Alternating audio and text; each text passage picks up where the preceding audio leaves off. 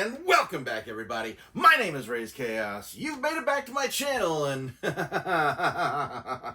you hear that laugh. You know I'm up to something. You know I'm up to something. You know I'm excited about something. And Raze is very excited because Raze has finally obtained the final piece of the Creature Commandos lineup of Funko Pops that they've put out. Yes.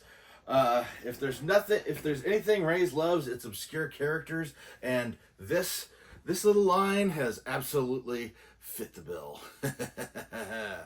And of course, last in line, if you've been keeping track of the Creature Commandos and you're a fan of the show, you know that the last one Raze had to get was G.I. Robot, and this is honestly the one that Raze was waiting the most for.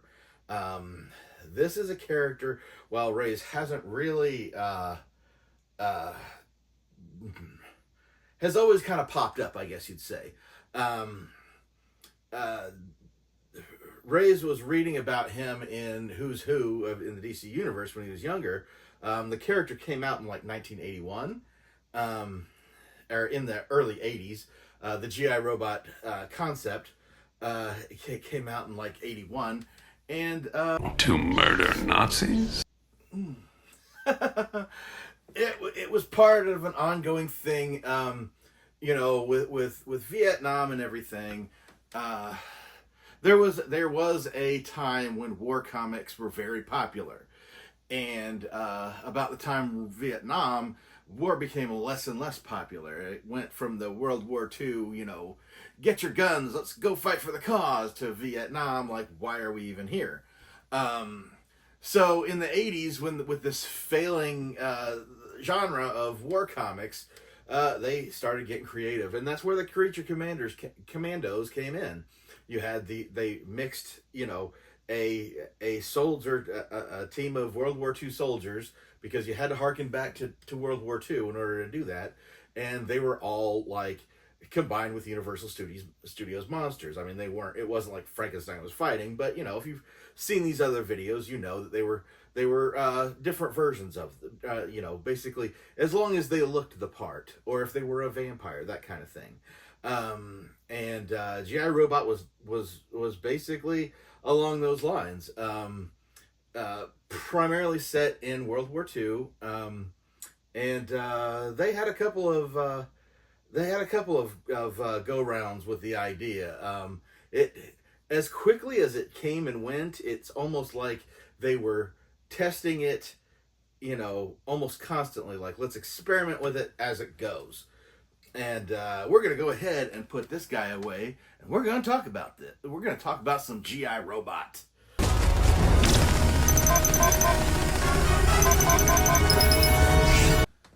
The first G.I. Robot was essentially just called Joe, and he was basically about as basic as you got. He was an automaton mostly.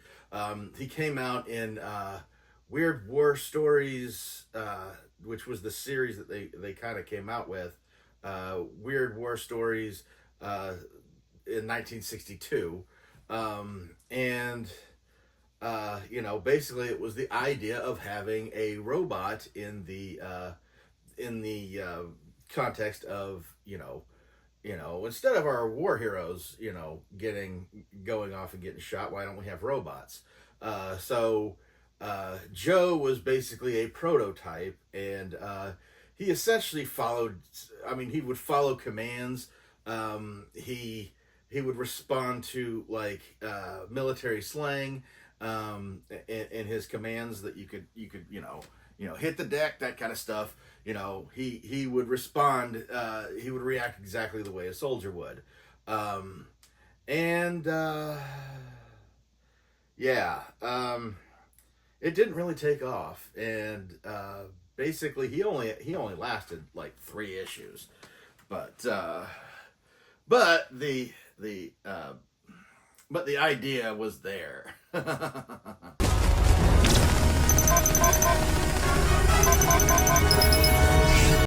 Then in 1966, they decided to try it again. Same series, just many issues later, they decided to go another route with having a robot put into the war, and this one was called Mac, and he is a GI robot, and yeah, this poor thing. I mean, they just kind of put him out there. I don't know if it was to test whether they got rid of the last one too quickly after a few issues. Um, this one essentially arrives and uh, sacrifices himself for his human companion, which is, let's face it, that's how these things go. That's how these stories work. Usually, when you get, I mean, there's always a human element to it. G.I. Robot would like to kill Nazis with you. Would you like to kill Nazis with G.I. Robot? He's got to protect him, and that's what Mac does. So yeah, the minute they start bringing him out again, they kind of shelve the idea immediately.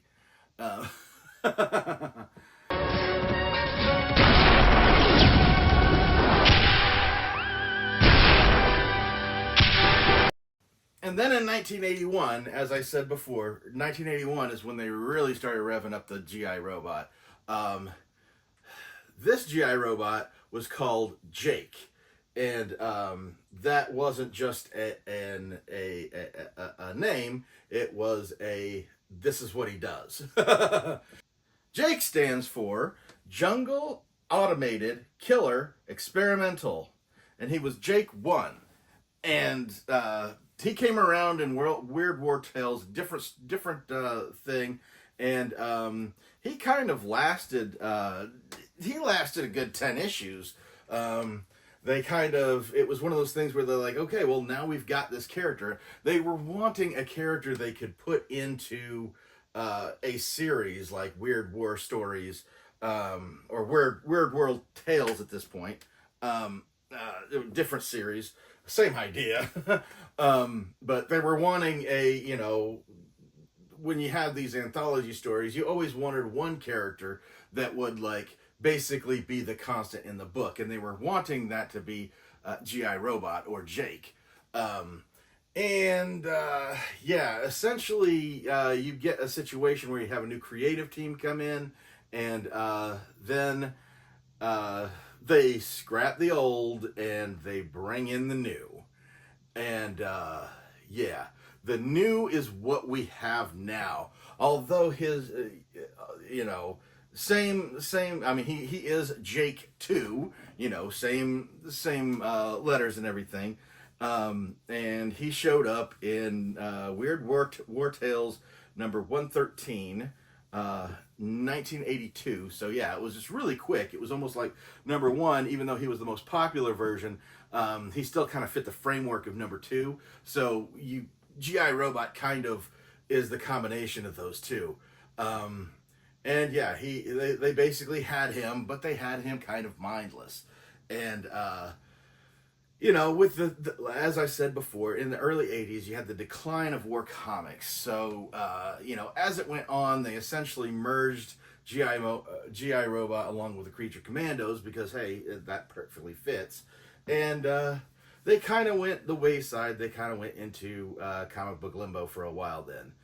Until they started pulling out new Jakes, sometimes called Jack, but they would be like different versions of these automated. Sometimes they were, or a lot of times they were just sent out from the government, usually to battle like the Justice League or something like that, or be on a anti-Justice League team when the Justice League is kind of, not obeying the U.S. government, which why would the Justice League obey the U.S. government?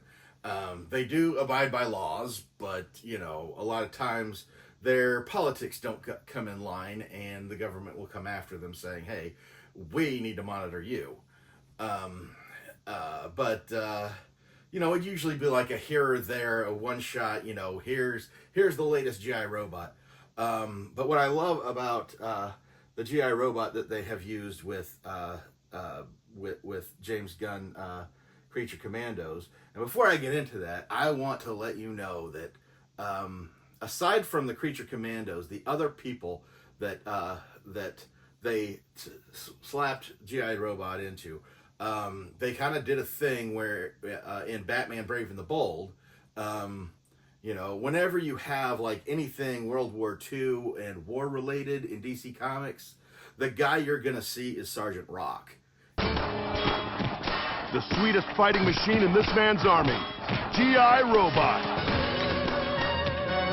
And Sergeant Rock, he was the longest, most popular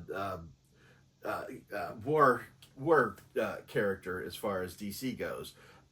Believe it or not, there were actually Sergeant Rock action figures like way back in like, I don't remember if it was like the late 70s or the early 80s, but while that was still you can actually look up Sergeant Rock action figures and you'll find them. They're old, but I mean technically, yeah, they're still DC.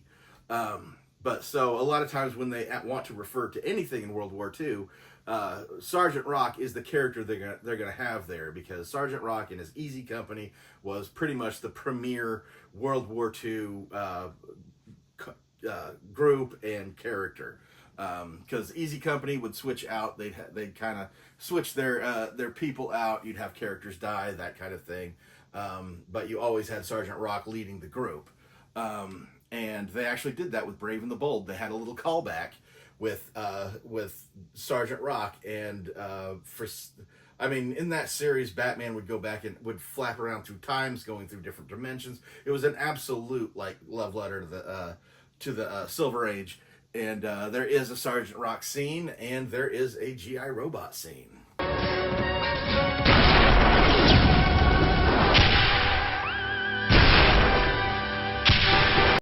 And as cool as that is, a lot of people did. G.I. Robot was one of those secret, like little, Easter egg type of things. In the Stargirl series, there's actually a scene where you get to see a movie theater, and they have like movie posters up there. And what's one of the movie posters up there? Oh, it's G.I. Robot. Like, oh my God! So in that universe, G.I. Robot is basically a movie concept, and the more you think about that, it's just like, why wouldn't that be like a live action movie kind of thing? But in our real life situation, G.I. Robot is an animated character, and while the look is a lot different than what G.I. Robot actually looked at the time, and really there was no personality to him. And with Creature Commandos, they kind of gave him a personality, a personality programmed into the automaton, even making him like. They must have made him somehow like sentient to some degree, because the idea that he's actually in Belle Reve prison because of a mishap where he discovered some people, and they turned out to be Nazis, and he had to kill them.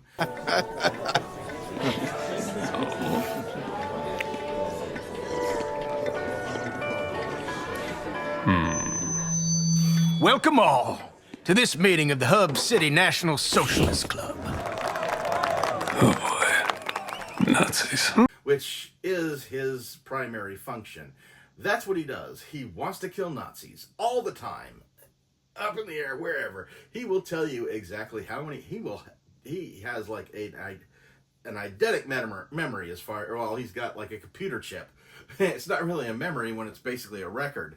He's got every Nazi kill recorded in great detail, and he will regale all of those. He will keep track. He will name every situation and what happened, and it's a great source of comedy. G.I. Robot would like to kill Nazis with you. Would you like to kill Nazis with G.I. Robot? The idea of killing people is not like really a great source of comedy, but the way they do it with J.I. Robot is absolutely insane, because it absolutely works pretty well.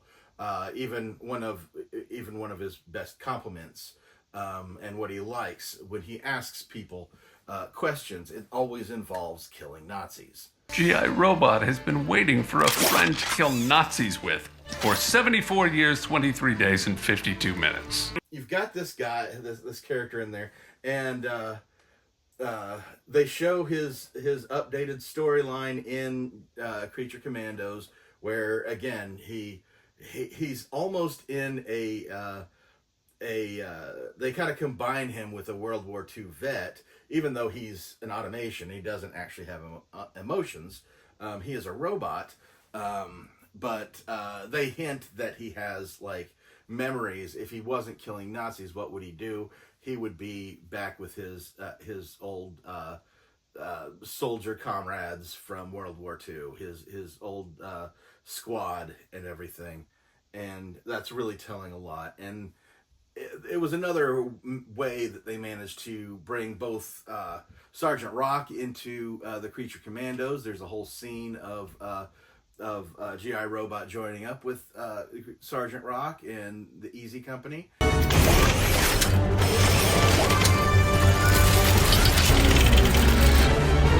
Sergeant, get down! Hit the dirt!